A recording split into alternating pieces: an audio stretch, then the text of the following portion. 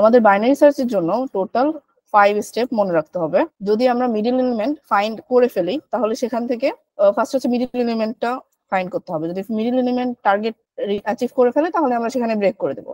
যদি টার্গেটটা আমাদের স্মলার হয় তাহলে আমরা সেখান থেকে লেফট হাফে চলে যাব, যে এটা যদি আমাদের সাপোজ অ্যারে থাকে এবং আমাদের টার্গেটটা এইটা, কিন্তু আমার মিড আসতেছে এইখানে, তার মানে হচ্ছে আমার এলিমেন্টটা অবশ্যই প্রিভিয়াসলি কোথাও আছে। কারণ আমরা বাইনারি সার্চের ফার্স্ট কন্ডিশন অ্যাপ্লাই করার সবাই মাথায় রাখবেন যে এটা অবশ্যই সর্টেড অ্যারেতে করতে হবে।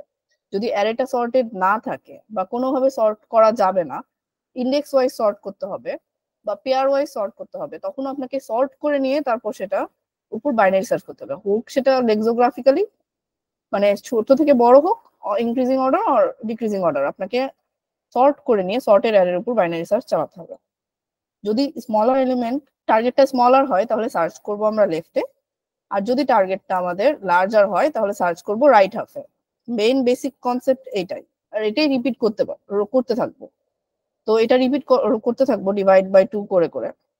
যেমন আমাদের এখানে একটা এক্সাম্পল নিচ্ছি লিস্টে, যদি আমাদের টার্গেট এই অ্যারেটা দেওয়া আছে সাপোজ, দেন আমাদের টার্গেট 7, তো এটা কিন্তু জাস্ট অর্ডার 1 এ হয়ে যাবে, কারণ জাস্ট মিড বের করলেই এখানে আমরা 7 পেয়ে যাব। অ্যারে সাইজ কত এখানে 7, 6 ডিভাইড মানে এটা যদি আমার 0তম ইন্ডেক্স হয় এটা হবে আমার n-1, মানে হচ্ছে আমার এখানে 7 লেন্থের অ্যারে, তো এটা হবে আমার 6 ইন্ডেক্স। 6 ইন্ডেক্সকে যদি ডিভাইড বাই 2 করি, l plus h divided by 2, তো আমরা জানি যে 2 করে ভাগ দিতে হয়, তো এটাতে ফার্স্টে আমরা পেয়ে যাচ্ছি 7। তো এই কেসে অর্ডারটা হচ্ছে best complexity big O of 1 এবং worst কমপ্লেক্সিটি আমরা বলবো big O of log n। এটা বাইনারি সার্চের ক্ষেত্রে অ্যাভেলেবল।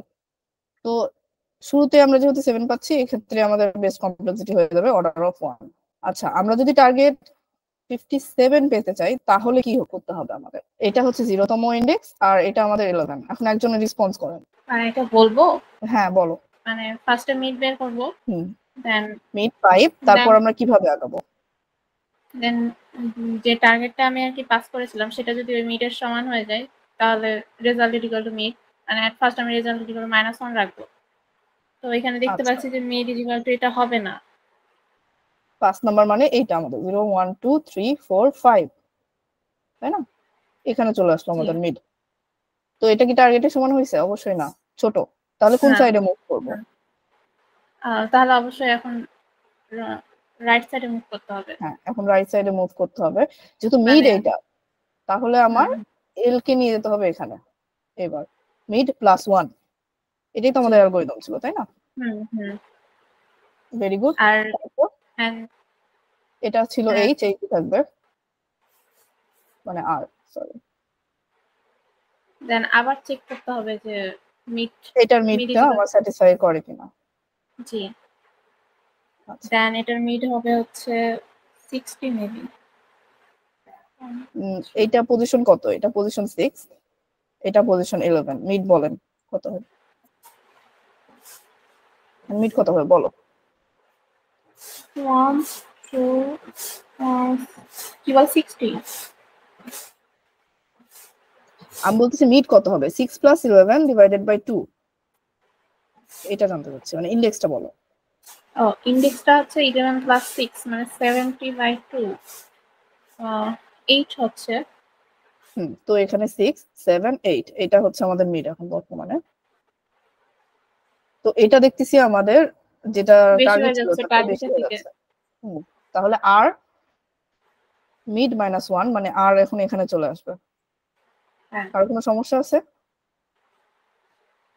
57তে। এবার 6 আর 7 এই দুটো সাম করে ডিভাইড করলে আমরা কত পাবো? 6। হ্যাঁ 6। তো 6 মানে আবার 50তে আসতেছে, মিড এখানে আসতেছে। এরপরে মিড প্লাস 1 মানে আমাকে রাইটে যাওয়া লাগবে, দেন 7 প্লাস দেন 7 প্লাস 7 মানে আমাদের রাইট আর লেফট যেহেতু দুটোই সেম তাহলে 7ই পাওয়া যাবে।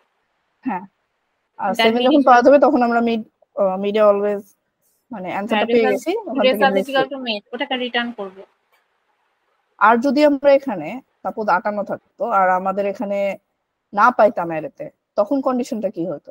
যে তখন আসলে এল ওভার হয়ে তখন যেত। আমাদের হ্যাঁ তখন মানে ইন্ডেক্স থেকে ফার্স্ট ভ্যালুটা বেশি হয়ে যেত, তখন হ্যাঁ লুপটা ইয়া হচ্ছে। লুপটা ব্রেক হয়ে যেত, তখন আমাদের রাইটের থেকে লেফটের মান কম হতো। রাইট হয়ে যেত 6 সরি, রাইট 6ই থাকতো এবং লেফট হয়ে যেত আমাদের 7। ঠিক আছে, যেটা এরকম কন্ডিশনকে মানে কন্ডিশনকে ব্রেক ক্রস করে যেত। অথবা এটা হতো 7 এন্ড এটা হতো 8। তো কন্ডিশন তখনই ব্রেক হবে যখন, যতক্ষণ পর্যন্ত হোয়াইল লুপটা চলবে ততক্ষণ পর্যন্ত, যতক্ষণ L less than equal two আর থাকবে।